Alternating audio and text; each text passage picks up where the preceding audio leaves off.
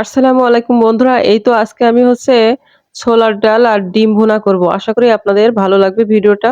তাহলে শুরু করা যাক। এই যে প্রথমে আমি পাতিল বসিয়ে দিলাম চুলার উপরে, তারপরে দিয়ে দিলাম রান্নার জন্য পরিমাণ মতো সরিষার তেল, তারপরে পেঁয়াজ কুচি, রসুন কুচি আর পেঁয়াজ কুচি, রসুন কুচি এগুলো একটু ভালোভাবে ভেজে নিলাম। তারপরে দিয়ে দিলাম এর মধ্যে আদা বাটা আর দিয়ে দিলাম কয়েক টুকরো টমেটো।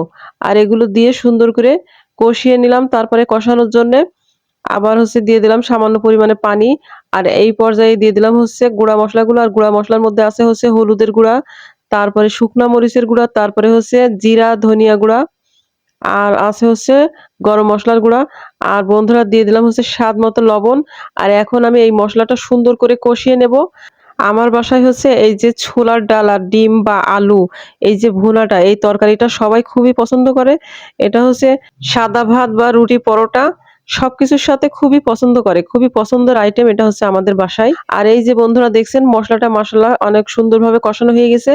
আর এখন আমি ছোলার ডালটা দিয়ে দেবো। আর তার আগে বলে রাখি বন্ধুরা, ছোলার ডালটা অবশ্যই রান্নার আগে আমি ৩-৪ ঘন্টা আগে ভিজিয়ে রেখেছিলাম। আর তারপরে ভিজিয়ে রাখার পরে সুন্দর করে ধুয়ে এই যে এখন আমি দিয়ে দিলাম কষানো মসলার মধ্যে। আর এখন ডালটা আরো সুন্দর করে কষিয়ে নেব। আর ডালটা কষানোর পরে আমি এর মধ্যে কয়েক টুকরা আলুও দিব। আর তারপরে ডিম দিয়ে সুন্দর করে আমি এটা ভুনা করব।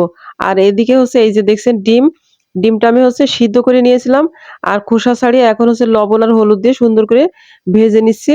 আর এদিকে এই যে ছোলার ডালটা কিছু সময় কষিয়ে তার মধ্যে অফ ক্যামেরায় দিয়ে দিয়েছিলাম ওই যে আলুগুলো আর কি। আমি আলুগুলো আগে কেটে ধুয়ে রেখেছিলাম। আর তারপরে কষানোর পরে দিয়ে দিলাম রান্নার জন্য পরিমাণ মতো পানি। আর এই যে যখন তরকারিটা ফুটে উঠেছে তখন তার মধ্যে দিয়ে দিলাম ওই যে লবণ আর হলুদ দিয়ে যে ডিম ভেজে রেখেছিলাম সেটা। আর দিয়ে আরো কিছুক্ষণ রান্না করে নিব। আর বন্ধুরা এই রান্নাটা যদি গরুর মাংসের চর্বি দেওয়া হয় তাহলে টেস্টটা আরো বেশি হয়।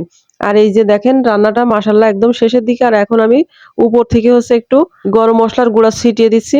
আবার অনেক সময় টেস্টটা ব্যালেন্স করার জন্য মাঝে মাঝে কি করি, ১ চামচ মতো চিনি দিই। এটা ইন্ডিয়ান রান্নার একটা বৈশিষ্ট্য। আর আমার শ্বশুর বাড়ির লোকেরা যেহেতু ইন্ডিয়ান, তাই আমিও এটা শিখেছি ওদের কাছ থেকে। আর মাশাআল্লাহ এই যে আমার ডাল রান্না কমপ্লিট। যাই হোক বন্ধুরা, ডাল রান্নাটা কেমন হলো অবশ্যই জানাতে ভুলবেন না। আর এদিকে বন্ধুরা এই যে রুই মাছ নিয়ে আসলো।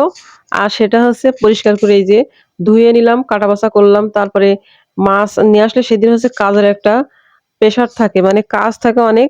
আর রান্নাটাও দেখলেন তো কত দ্রুত করলাম। অবশ্যই অফ ক্যামেরার বাইরেও কিছু করা হয়েছে, সেগুলো আমি অবশ্যই বলে দিয়েছি আপনাদের বোঝার সুবিধার জন্য।